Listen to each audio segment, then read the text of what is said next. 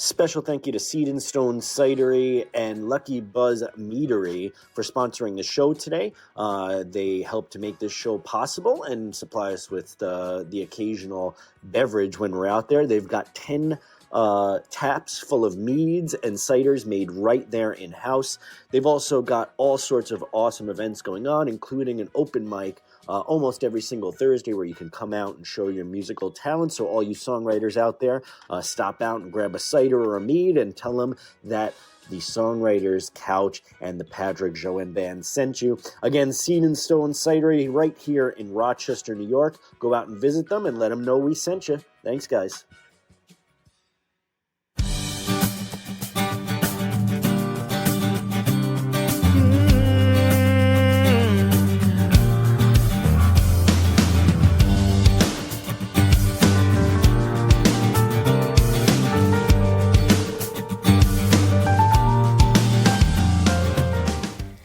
All right, welcome to episode number 18 of the Songwriters Couch. We're finally all grown up. We're finally able to go out and purchase a pack of cigarettes as full-grown adults. And what else can we do? Gamble? Are we allowed to gamble at 18?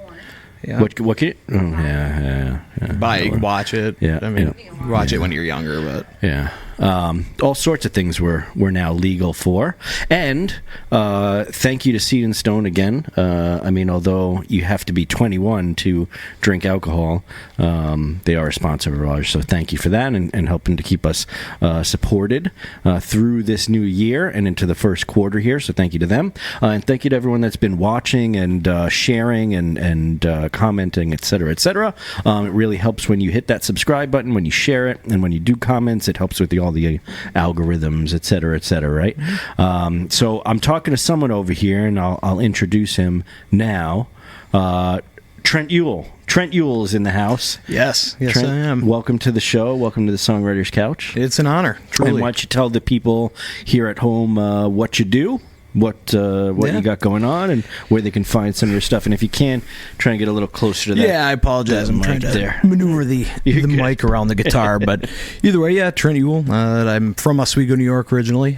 Moved to Rochester for work. Engineer by trade, musician by desire. And I've been putting together some songs and playing some covers and trying to get in just about anywhere I can here in Rochester. I've been playing down quite a bit. We call it my residency at Fatty Beer Company quite a bit down there. Played all over. Played Naples Grape Fest. Played Jenny Brewery, things like that. You know, I got some Jenny. I got some Jenny in the fridge there. If you want some Jenny Light, I wish. I know it's from like 2 Super Bowls ago. I know. Probably, I started having one of those. You're gonna find me on the floor over there, just laying down. That's okay. It's fun to joke about now. No, Jenny Light. Jenny Light. Oh, okay. All right. Well, maybe won't do anything to you. No, maybe I can have 20 of those. It'd be fine. Not to denigrate Jenny Light or anything. No. I personally, I don't drink a lot of beer. All I drink is Seed and Stone, just delicious cider. And as you can tell, mine is empty here. That's right, full of delicious air, that's oxygen. Right. So well, Allie's drinking champagne straight out of the bottle over there. So I know. You know, it looks good, nice and cold, chilled. No, it actually isn't. No, it isn't. Okay, it's warm. It's been sitting out all night. So that tells you the kind of household we like to have. We like to run here. So why don't we do this? Because we're starting a new segment here, or at least a little icebreaker at the beginning of the episodes from here on out, and we'll see how it goes.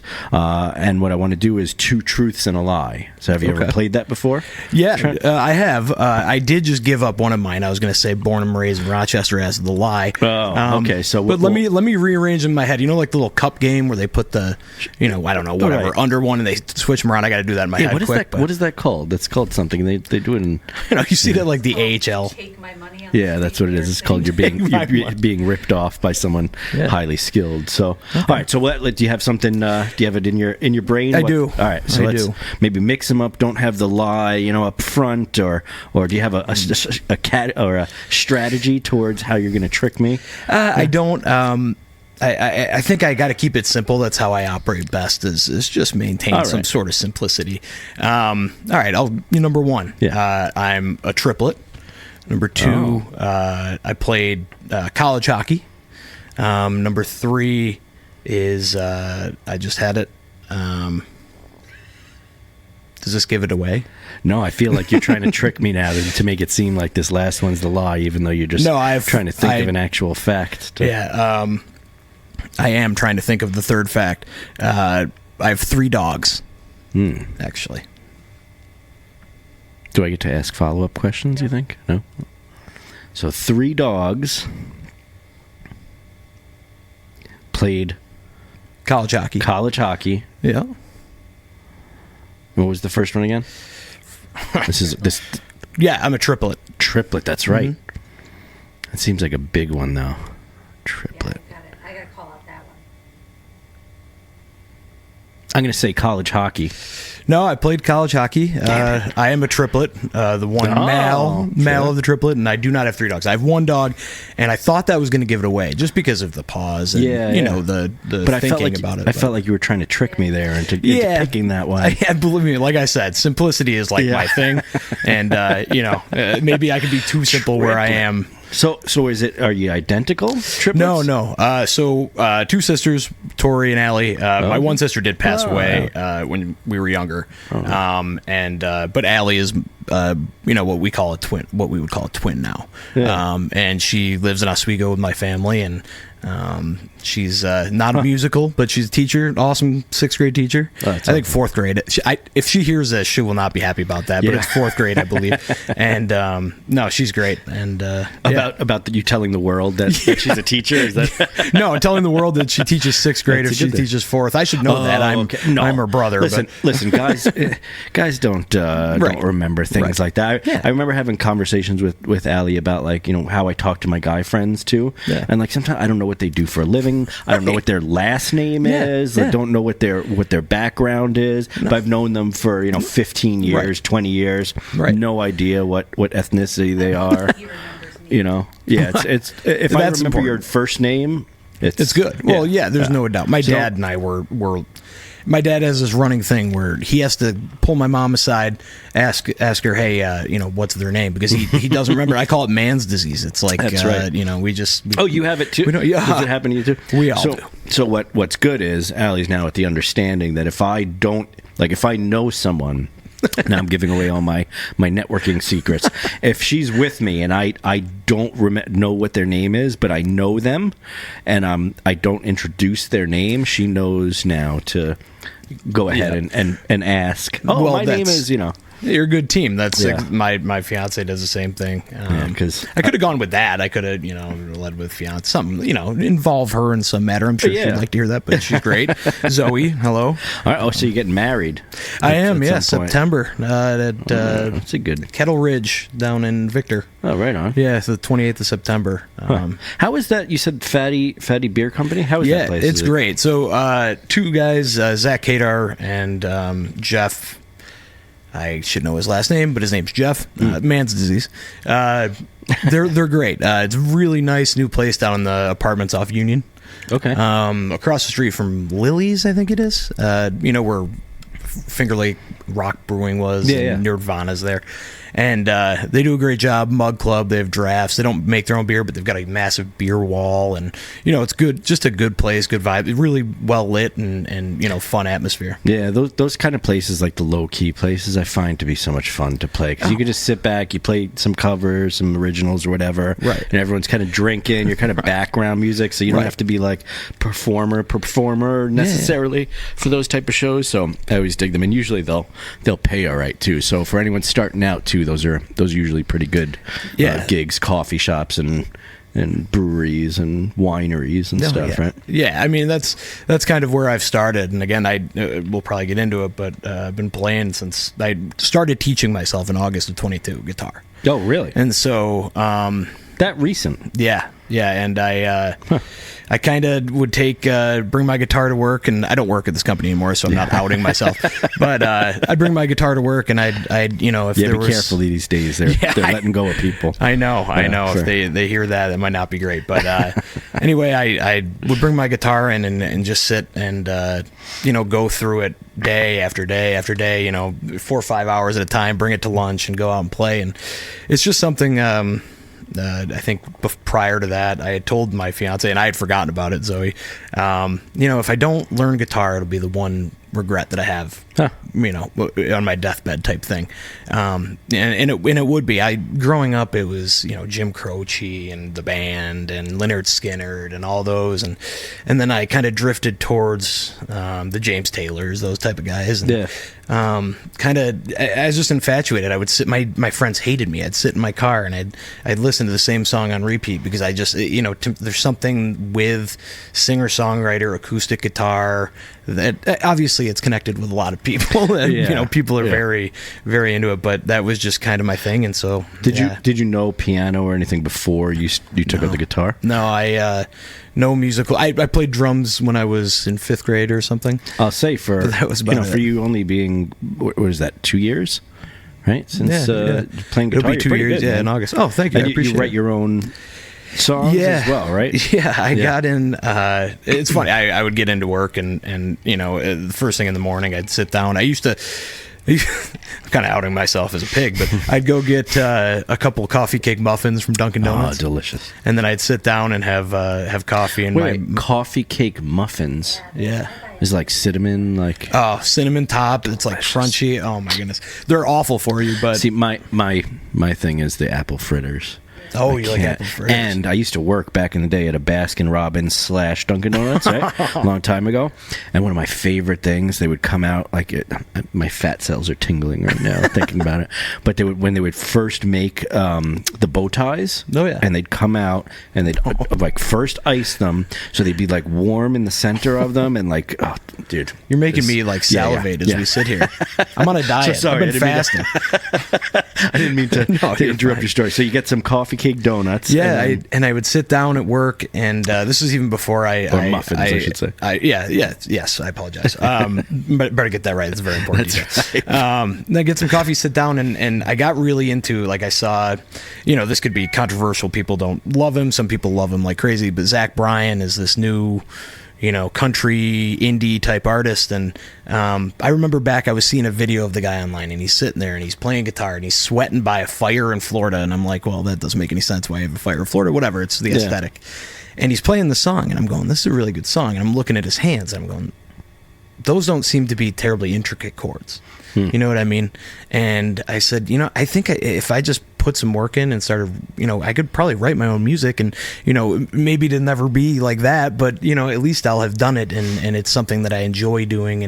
And so I put a lot of time, and people are always like, how did you do that so quickly? And it's just, I really, really liked it. Yeah. It's amazing what a desire to do things like that will, you just spending the time and wanting to put all your time into training yourself into some sort of a skill. It takes effort, and it takes a lot of frustration and all that kind of thing. But in the end, now you're writing, writing your own music and all that. Was anyone in your family musical or anything? Or no. My mom was an art teacher. All right, so sort of. So I guess, kind of, in a sense, but nobody artistic. Nobody played an instrument. Nobody in my immediate family actually that's a lie. My mother's brother, who has since passed away, he was big into the Alabama Shakes, Drive-By Truckers, and I think he played guitar and he played harmonica. Oh, nice. Maybe he didn't play guitar. I can't remember. I was young when I went and saw him play. So he was really the only one that I saw in my family able to kind of, portray what I was like, that's something I could do. And I played hockey forever, real, intense. Went and played juniors in Canada, lived there for a year, lived in Lake Placid for a year, and then went to college. And so a lot of that time was taken up with that and partying and, that type of thing. And so let me ask you this. How old were you when you first started learning guitar?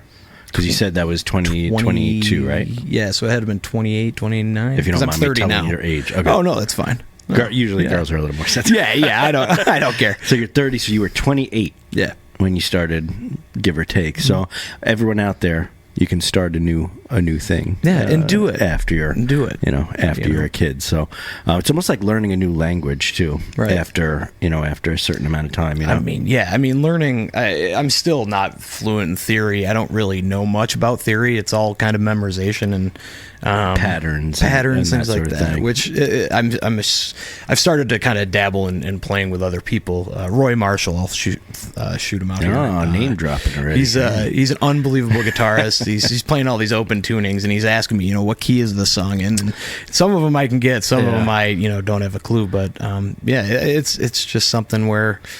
So that stuff is interesting. And I've actually started taking, because you can go online and there's like Berkeley online, like you can go on YouTube or whatever and just watch music theory classes. So I've been learning that myself too, because I'm self-taught. My dad played music, all that, but everyone in my family always played by ear.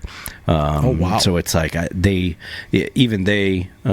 don't necessarily know all the technical stuff, even though they can play stuff and they can, get into it.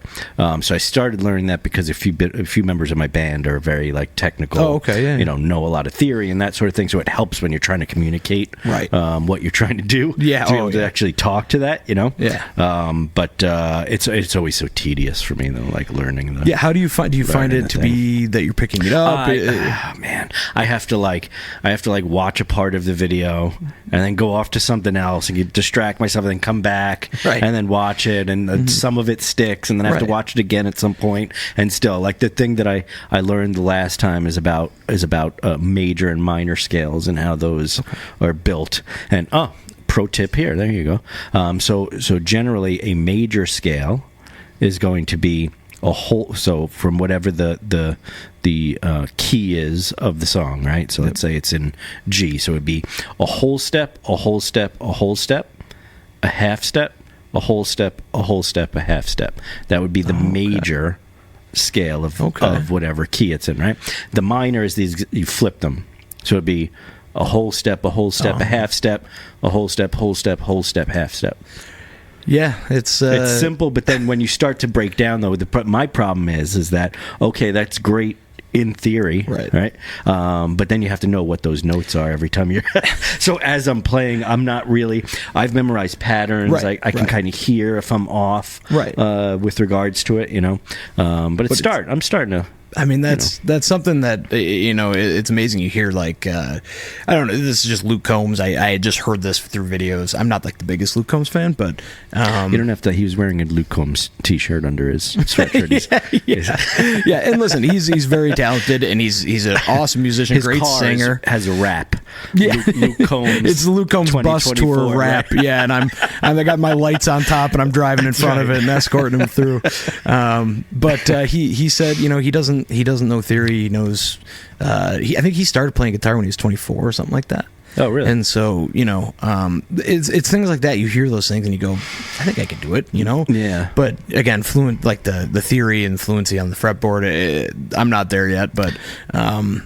One day, hopefully, I'll just keep with it. It does help. I mean, I feel like it does help with, like I said, especially if you're in a band and you need to communicate what you're, you're trying to do with the rest of the band. It's helpful in that regard, but it can also get in the way sometimes. I feel in situations where you're, especially songwriting, because you can fall into, and I find myself doing that sometimes with structure of song, right? Yeah. So I know.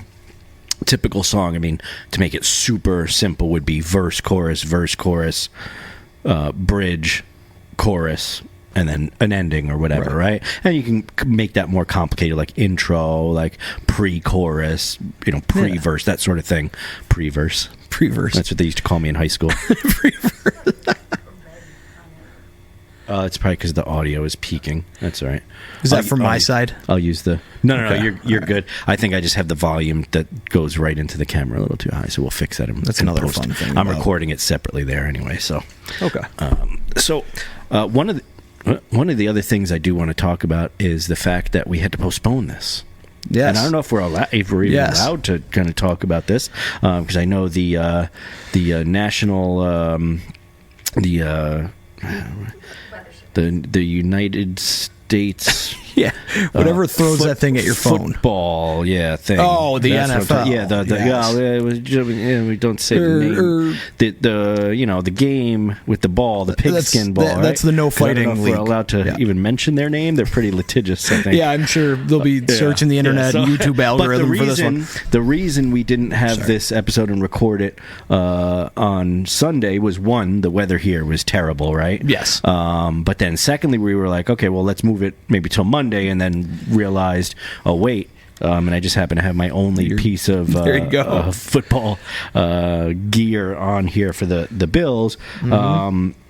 Who ended up playing on Monday because there was that giant snowstorm. They actually moved the game, and so we had to postpone this yet again to today, right? Yep. But luckily for any of those people who are Buffalo Bills fans, they pulled out a victory. So are you a big football person? Or no? So through college, I played hockey, so we were gone every weekend, and there wasn't a ton of sitting down to watch football games. If my buddies were watching it, I would. Typically, I was nursing a hangover, and eating terribly. And can I swear? By the way, okay, eating like shit, and probably having some more beers to cure that, and then getting ready to go to class the next day.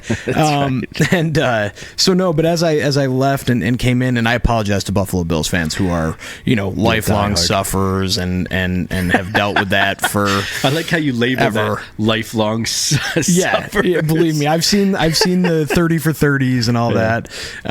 But since I moved to Rochester, a lot more time, as it turns out, when you leave college, and you've been kind of structured through with hockey and everything. We took it very seriously. We were not a very good team. I went to SUNY Canton. We weren't like world beaters at our. We just weren't great. But we did. You're very structured. You got to kind of go to practice. You're working out, that type of thing, class. And so anyway, there's a lot of time and kind of got involved in my, met people here, and then as I kind of got into it, now I'm like super hardcore into it, and my fiance hates it because I'm yelling at the TV and that type of thing. Yeah. But what a win! I mean, the scene. There's nothing like Buffalo.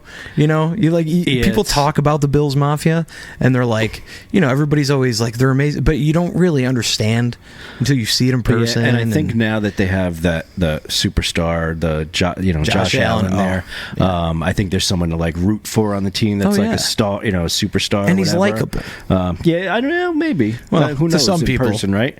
Like if sometimes you meet people, you're right, like that, and then you're like, oh, that guy's a fucking asshole. I know. Not to say. Well, yeah, I know. That'll be an interesting mix of people. I like how everyone.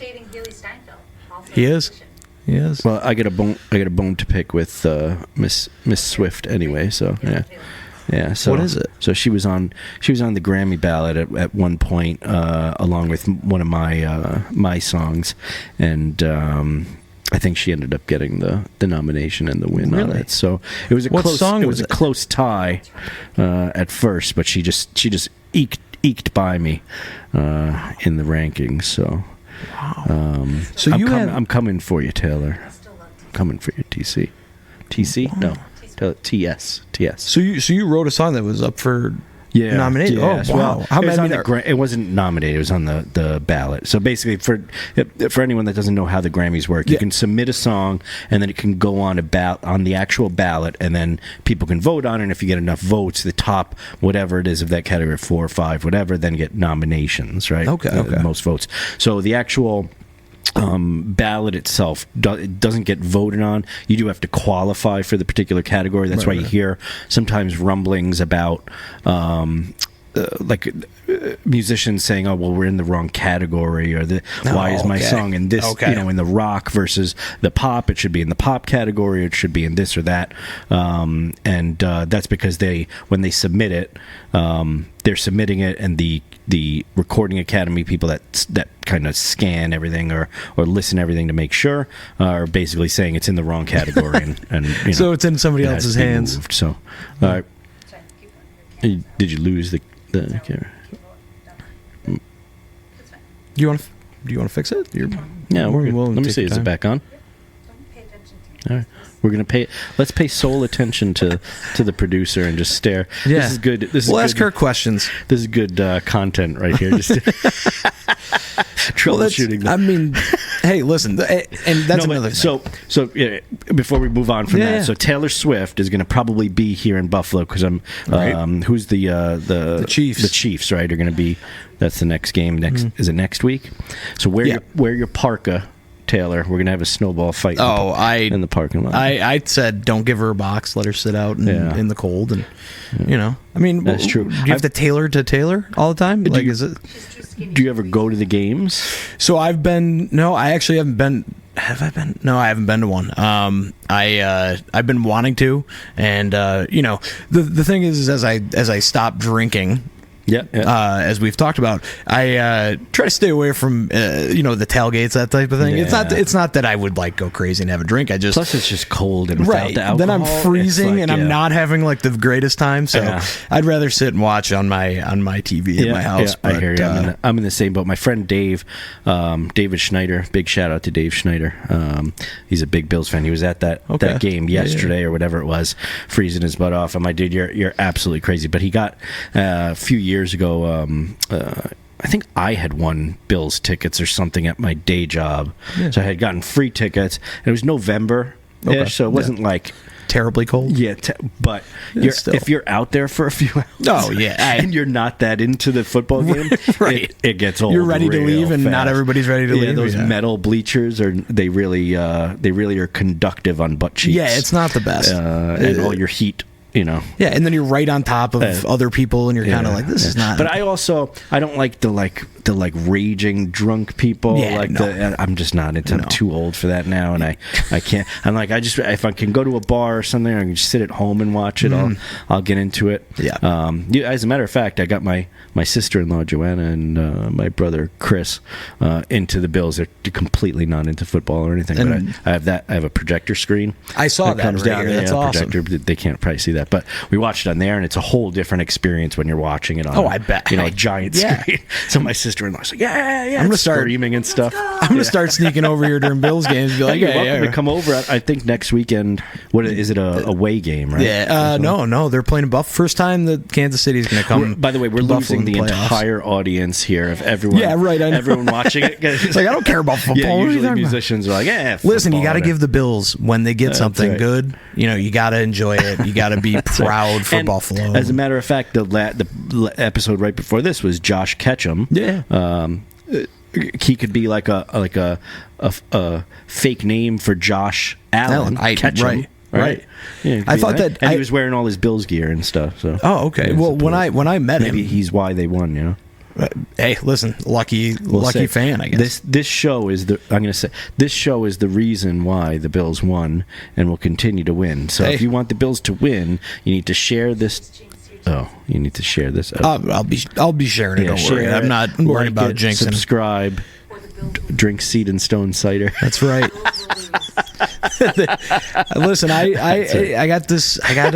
I'll end it with I got a weird feeling about this shit. Yeah, they kind of went through that turmoil in the middle of the year. I think they've learned to win close games, and yeah, that was again, we're gonna lose probably half the audience, but it was really strange because they were really falling behind. In this last game, it looks like they were playing with like high school kids on the other side. Yeah, which is crazy. Yeah, I mean, maybe it was just they were in their element now. Finally, the snow and the freezing cold, the 10-degree, weather or whatever. So anyway, go Bills. Yes, go for Bills. Anyone that's a Bills fan, and if you're not, go whatever team you like. Kind of, maybe not. Whatever, unless you're a Chiefs fan. NFL, please don't sue us for just saying the word NFL.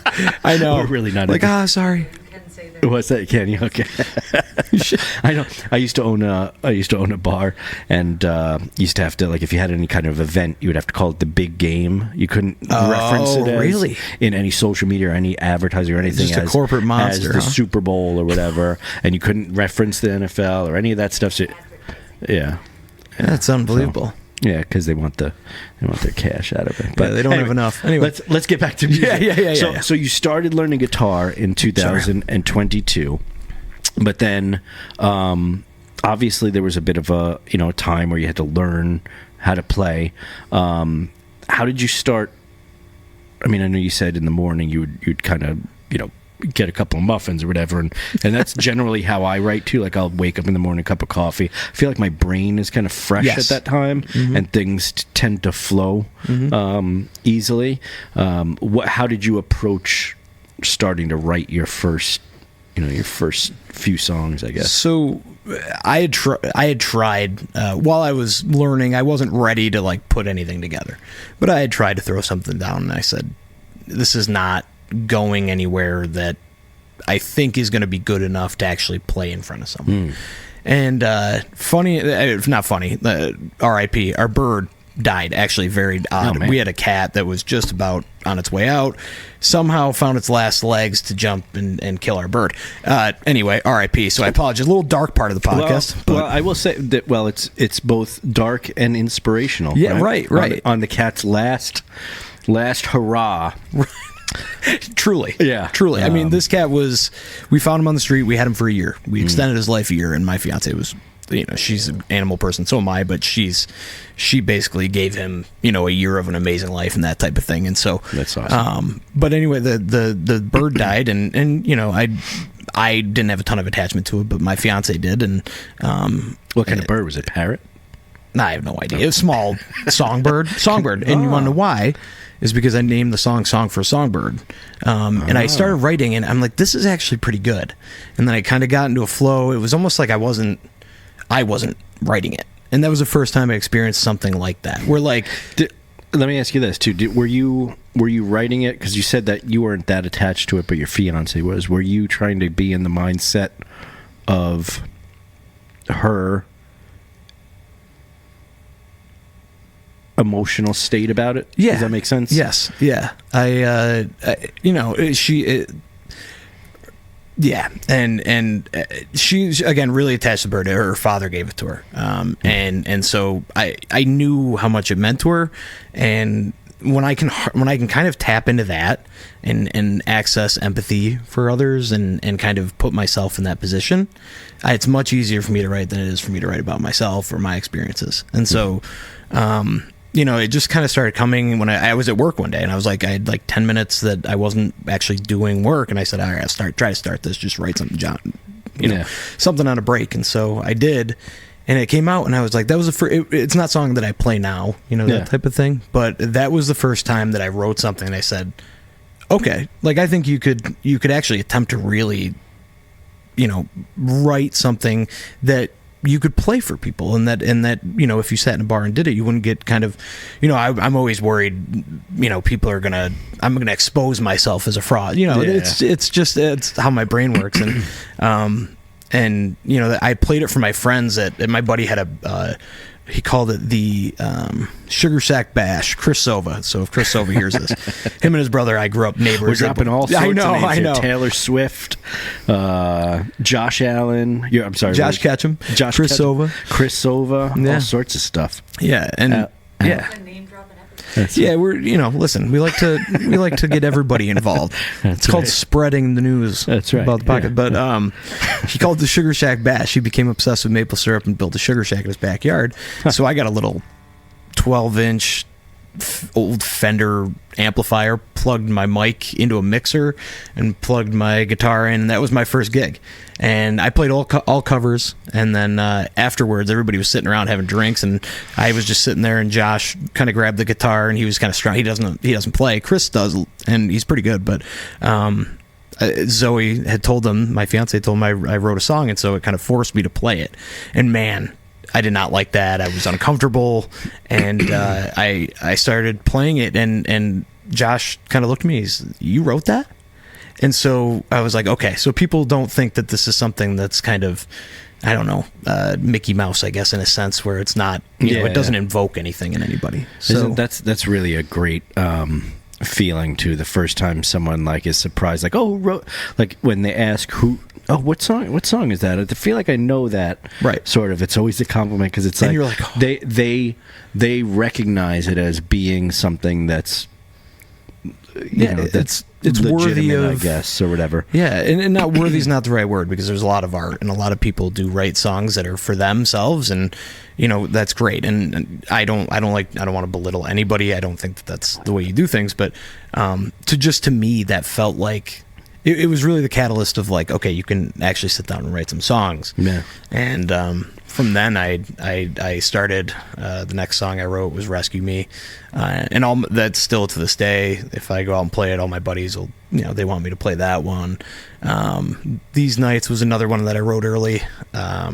Just a lot of kind of things that were happening in my life at the time, and was able to pull a lot of inspiration from that. And is it so you tend to write at least lyrically from experiences? Is that generally like where? Yeah, I try to. I find it very hard for myself to pull from things I don't know.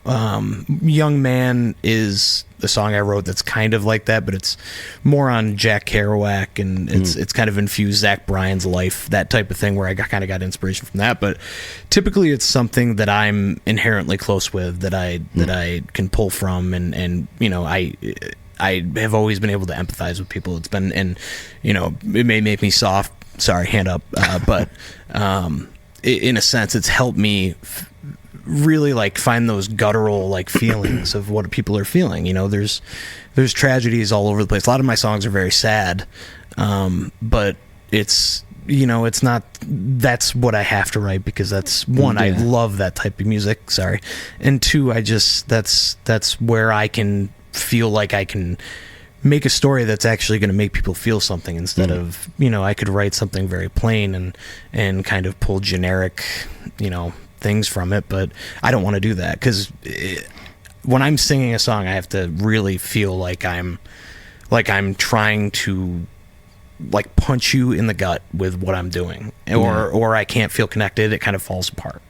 And that's really the Jason Isbells, the Tyler Childers, those type of guys, but mainly Jason Isbell. Do you feel that that you tend to write or now tailor? So you had made the statement about someone saying, "Oh, you wrote that," or whatever, right?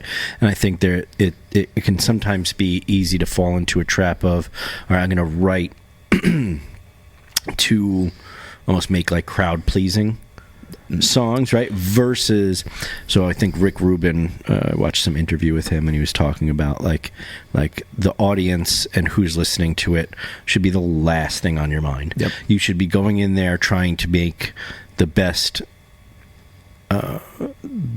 version of the vision that you have for what you're trying to create. And if it's something that you love, then the likelihood that other people will then love it is going to be built into it. And so you don't even need to think about who's going to be listening to it. How should I tailor it to be, better? I mean, I think we all fall into that trap sometimes when we're writing a song. Okay, maybe the hook needs to be a little bit cooler, right, so catchier, that people, or something. sing to it. And there's some of that needs to happen too, because you can't just be like, oh fuck it, I'm going to completely get rid of song structure and anything that sounds good. Do you feel like as you're growing as a songwriter, like you're either getting more in that world, or do you feel like I really do try to keep everything internal and inherently important to me. That's pretty selfish, but like you said, if there are times where you have a word in there and it's maybe generic, and another word that means maybe the same thing is going to be a little bit catchier and may catch people's eye and be like, oh, that's interesting, you put that word in there, that type of thing, where I'm sure everybody does that. But I think if you can't pull from something that or that's affected you or makes you feel something, it's hard to put something out there that I think other people can connect with. And it's not just connect on like the surface level. It's like, all right, I've had that happen to me. It's like the words and how you deliver those words, how that cuts. And if it cuts you and you feel like I love that line, that type of thing, or you get really excited about a line, and maybe other people don't use that vocabulary, that type of thing, you get excited about it. I think that comes through as you play, and that comes through as you present what you're doing. And to me, again, if I'm thinking of other people while I'm playing, one, it's not going to be as good, and two, it's just not going to be as authentic. Yeah. And my whole life, I've always worried about, the other noise in the room. What's going on? What are people saying? What do people think? What do they think about me? That type of thing. There's a line in one of my songs in a tone. It's another song I wrote. That was maybe the fifth or sixth song, where it says, I can't remember the exact lyric. If I played it, I would. It was something along the lines of, always worried about what others think. And that's true. I my entire life, even to this day, and I'm kind of coming through to that side of things where I'm learning at 30 that, people aren't really worried about you too much, man, in that type of way. But again, it's something that I've worked through, and so music has definitely helped me with that. Yeah. Becoming honest with myself about a lot of the things that I write about. Well, it's interesting too that you said you're kind of referenced this might sound soft, that sort of thing. As a guy, sometimes when you open up kind of an emotionally, in some way, shape, or form, it can feel like that, right? But as musicians, because no one ever. So I'll give you kind of a real world example of this. Steven Tyler, right? Mm-hmm. Looks like a middle-aged woman. He wears spandex outfits, yep. Right? Has sung tons of love songs about blah blah. No one ever looks at him and says, "Go, he's soft." Right? Yeah, you know what I'm saying? The whole point of it is that he's unapologetically himself. Yep. And so is every great musician that's been out there is that authenticity that comes out. And I think that the ability to do that and be raw in front of a bunch of people, and putting out music unapologetically, or putting yourself out there in that way, as this is me, this is what I do, I think is the exact opposite of being weak or soft. It's I think the only reason that anyone would potentially, like other guys, let's say, because I think girls can sometimes have can struggle seeing our point of view on this sort of thing. Right. But you can have guys that are, he plays guitar, he's he's blah blah blah. But that's because of the inability of themselves to almost be man enough to show their raw self. And I think it's I like how this generation, I guess, of younger people now too are starting to see that that's the case. Like being unapologetically yourself and authentic is not a sign of weakness. It's like a power move. You know what I mean? Yeah, and so to speak. Yeah, I don't, and that to me is very, it was very foreign to me. I grew up in Oswego. It's very blue collar, and I wasn't. I had a great life, that type of thing. But my dad's kind of a man's man, and I played hockey, and so in those circles, as you get older, it's not really like the most touchy-feely group of guys, and every team that I've been on has been great. So guys, I'm not throwing shots at you, but that always did. That I would say that was a huge barrier for me to even learn an instrument. You don't go join band if you're playing hockey and that type of thing. A lot of guys play guitar, and it's just the way I was thinking, but. It's one of those things where you're kind of built up for so long, and now I'm kind of unraveling all of that at 30, and it really started when I met my fiance, truly. Huh. But that's always helpful to have someone being like, no, you should. Oh yeah, you should pursue this, because you can have a lot of self-doubt, and if everyone around you is kind of in a different frame of mind, or like, oh, I'd be embarrassed to get up on stage or whatever, then it's like, well, maybe I should also be embarrassed about it too, or whatever. You start to take on that mindset. I think having someone support you is always helpful, and I think that what you said too before about it's funny because you go into a room. And everyone, like, when I was younger, I used to have stage fright and stuff, right? When I did some of my first plays and had to get up and tell a speech or whatever.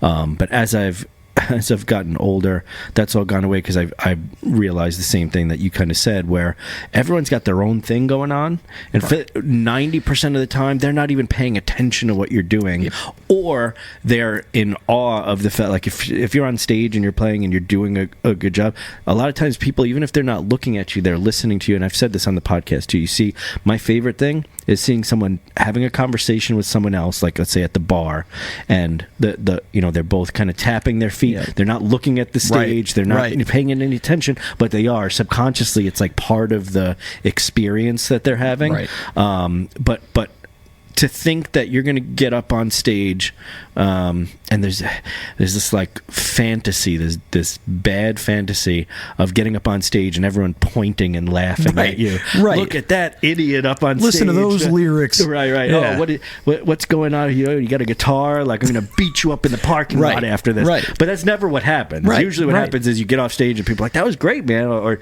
at least one person, oh, that was a good song. Like, I really like that. Did you write that? Right. That sort of thing. And I think that if that's a barrier to someone getting started in something like music or even theater, I think theater's even worse. Oh, for sure. Sometimes for guys too, like to get up there and like do a musical. I've done musicals and stuff. Oh man, good for you. That's like awesome. But I think that's also because my dad was a musician. Like I had musicians and creative people like in my family. So I was like, I saw strong men. My dad was a sanitation worker, and he was a garbage man. You know what I mean? So he wasn't like a soft guy, but he played guitar, played love songs like for my mom and stuff. On guitar. So it was kind of a good. Like I had a good role model of like this is and same thing with my older brother. Like he was definitely rock and roll, you know what I mean? But he was a great guitar player and got on stage and all that stuff. There's something very masculine, I think, about exposing your emotional side and your insides to the public, again, unapologetically, and just saying this is who I am. Right? Got a lot of flaws. That's right. Well, name like 6 or 7 of your flaws right here for the audience. Let me tell you. Let me tell you. Here, actually, I'll play like 3 or 4 songs. But is that accurate? So I like what you said though about it coming out, because we've talked about that so many times about it coming from nowhere, and I've been watching like interviews about songwriters and things a lot more lately, and I keep hearing that same thing, like it's coming from somewhere, and I'm interested to find out where that is, maybe in 50 years when I'm 60 years when I'm dead, 70. Well, depending, in modern medicine, it's pretty good. To like 140, I think. That's my goal. So I've been eating my spinach. Yeah, and that's what'd you say? Just outlive me. There you go. Oh, don't worry, we were vampires. Yeah, that was the plan. That was the plan the whole time. But yeah, that's it's funny.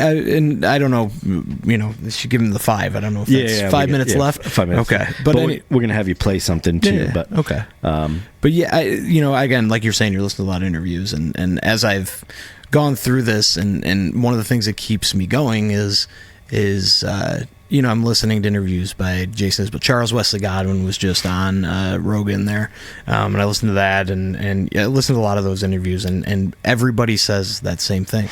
Willie Nelson said it. He's talking about how he's not really writing the songs. At some point, you got to do the work. You got to sit down and do it and write a ton of terrible shit. But eventually, there is that, and that's happened to me. Is that spark of like, I couldn't have come up with this. Yeah, this couldn't be out of my brain. It's like learning. It's like learning a new. What you were saying before, like learning a new language, like the universe is talking in in Chinese, right? But you don't know Chinese, right? So you can't kind of really. So you're writing like really bad Chinese out, right? And you're sort of getting it, and then eventually you've done it so much with practice that you're able to kind of fluently. Write in that other language, and that's kind of where you end up with songwriting, I think, sometimes, and really anything creative, when you get to the point where it's almost like muscle memory that you're doing versus you forcibly sitting down and going to write a verse, chorus, verse, and it's going to be this story, which there is something to that exercise though too, of doing that. I do occasionally say, I'm going to take myself, like I was asking you about you writing from your fiance's point of view. I do like to take myself out and think of either sometimes I'll look at a news story or something, and I'll be like, okay, if I was to put myself in the situation that person was in and to write it from their point of view, it's an interesting like exercise to go through that. And I've written some good, decent songs that are like that. But I think for the most part, it ends up being my own personal experience too. Right. It's one of those things where it's, you can't really explain it until you've gone through it, and that was a great way to explain it. Like, there's a different language, and it's somehow you're operating at that like level, kind of like a flow thing going on. But and it's fun, that's when it gets fun, when you can sit there and you can't wait to show people. And that, it's the worst awesome. Though. Sometimes you play a song, so I'll do like open mic sometimes. And this is the blessing and curse of being a musician. Sometimes you'll play something, you're super excited about it, and the audience will respond in the way that you expected, right? But sometimes it's not the song itself or the performance or anything. It's just the feeling of that night, whatever kind of everyone's day was like in the room. And so you'll go and you'll be all excited about playing this new song that you just wrote, and everyone's going to start tearing up in the audience as I play it, and you just get zero reaction. You just walk off just defeated. I'll obsess about that moment until the next time I have like a good response to a song. Like, I'll ruminate about it for weeks and weeks. It'll just sit in my mind. I'm a terrible person, and I hate everything I've ever done, and my music is awful, and all that. And then I'll have one good night, and I'm like, no, I'm a legend. I'm glad that's universal, because I've been going through that, and I'm like, I don't know, man. Like, it was people were real excited when I first started, and it's just you kind of people will tell you, and you have to take it at face value, and then you can't get too well. I think kind of a pro tip too, as I'm getting into my 40s now too, of all the people to kind of give or take advice from. Kanye West, right, has this thing where he keeps calling himself a genius all the time, and a lot of these rappers and whatever say similar things. Like, if the Snoop Dogg gave a speech where he got up on stage and he's like, I want to thank, what do you say, absolutely no one or something. Blah blah blah, right? But it takes that level. Like, I think you have to keep telling yourself that, because in order to continue to perform and go up there and perform in a way that gets people engaged with it, you really have to believe in what you're doing when you get up there. And so I think sometimes just telling yourself that over and over again does actually help with your performances and how you feel afterwards, instead of that like beating yourself up thing after the fact. Well, I'm gonna have to start employing that. I'm gonna call it the Kanye West self-improvement method or whatever. So let's get on to some music. Speaking of songwriting, what song are you gonna play for us here? I thought about this all day. I think I'm going to play Young Man. I know it's one of the ones that I said was inspiration from elsewhere, but it's also kind of, as everything is, tied intricately to myself as well. All right. So I'll play that. Should I reposition? How do you want me to do that? Why don't you reposition? In the meantime, I'm going to address our audience here. I'm going to dress you down, audience. I want you to go down there. Again, if you have yet to subscribe, and I know you're hearing my emails going off very loudly in the microphone, I think. I'm getting dozens and dozens of emails, and those emails should be emails telling me that you guys are subscribing to the channel and commenting on it. So if you could do that, go ahead and subscribe. Go ahead and comment on there, whether you love us or hate us, or you want to see something change or us to do more of. Tell us what you think about the segment in the beginning, the 2 truths and a lie.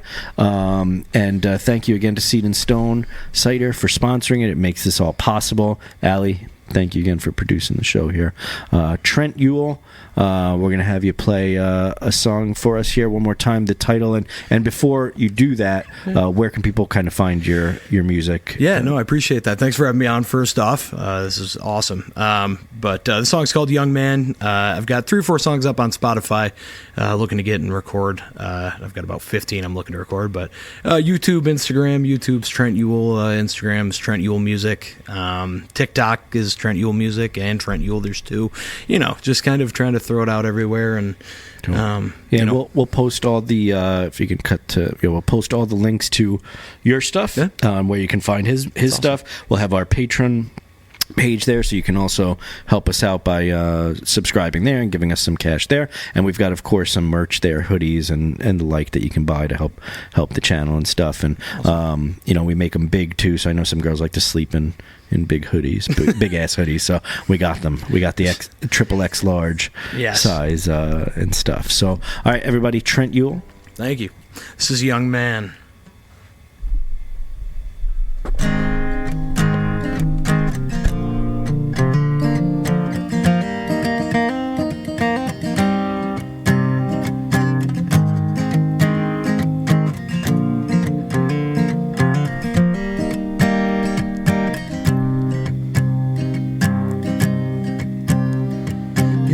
How did you do it? How'd you beat the goddamn road? Was it the sick that took your mother? Or the ghost of old Tom Joad?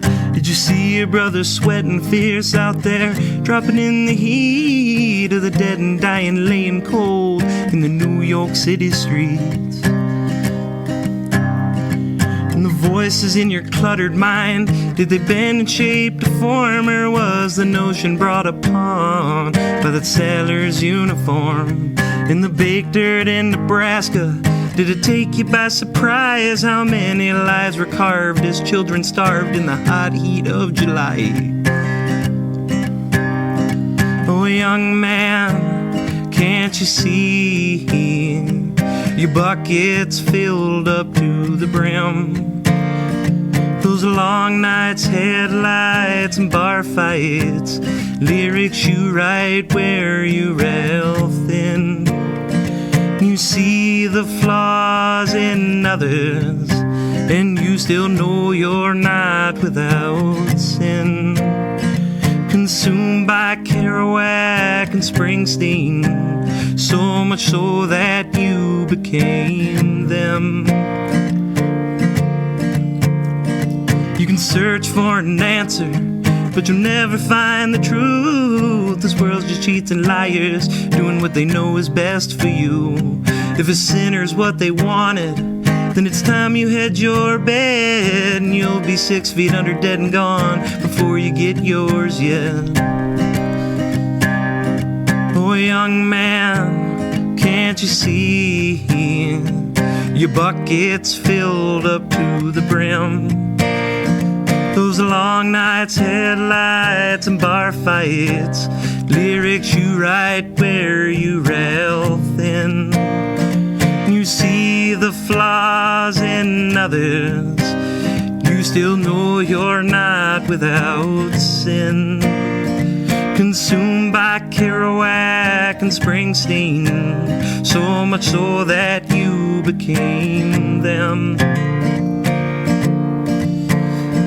You dreamed of carving your words onto ripe American souls, and you went out and did that. But where do you call home in all your waking hours, in the time you will spend to try to find that young man that you once knew again? Oh, young man, can't you see? You'll never find it, my friend. Those long nights, headlights, and bar fights bring you right back where you began. You see the flaws in others, and you still hate the man within. A modern day Kerouac or Springsteen, maybe this darkness just never ends.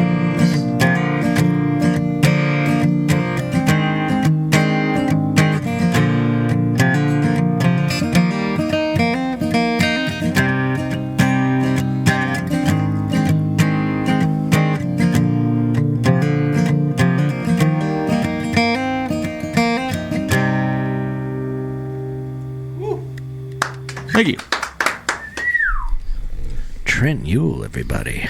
Yes, thank you. Kerouac, and I was actually thinking Bruce Springsteen before too, and I was thinking about the, getting up there and music being, Oh, yeah. kind of masculine or whatever. So Yeah, that's... but that's a great song, man. Thanks, appreciate it. Really great song for you've only been writing for 2 years. Yeah. All right, we're shutting down shop. I'm giving up. It's been nice knowing y'all, and we can put this on the fire and keep ourselves warm tonight, Trent. No, but thank you for being on the show. No, thanks for having me. You did say that you have about 12 songs that you need to get down on wax, as they say. Yes. Which means that I would assume there's either a full length or an EP that will be coming at some point soon. Yeah, there will be. Hopefully by the end of summer is when I'm hoping to get it done. Probably sooner, but right. Well, I'll tell you what. Having me. When you're ready to release it, you come back on the show and we'll help you promote it and talk about it and all your trials and tribulations, whatever tribulations are. Yeah. We'll talk about those and get some hopefully some stories, some fun stories. And again, thank you everyone for listening, for watching. We do have a hard cutoff here because we got to be somewhere and there's things we got to do, people we got to see. But Trent, I really appreciate you coming on the show, brother. Thanks, man. Thanks for having me. I appreciate it. Again, thank you to Seed and Stone for sponsoring the show. Thank you, everyone, for watching and listening. Tell your friends, tell your grandma, tell your cousin Betty and Joan that I don't know. I'm coming up with what's a good cousin name? Frank. Brandy and Kelsey. Brandy and Kelsey. There we go. Now we've definitely name dropped your cousins there. So now they've got to subscribe and watch. So Trent, again, thanks for being on the show, brother, and we'll have you on again soon. Thank you guys for watching. See you on the next one.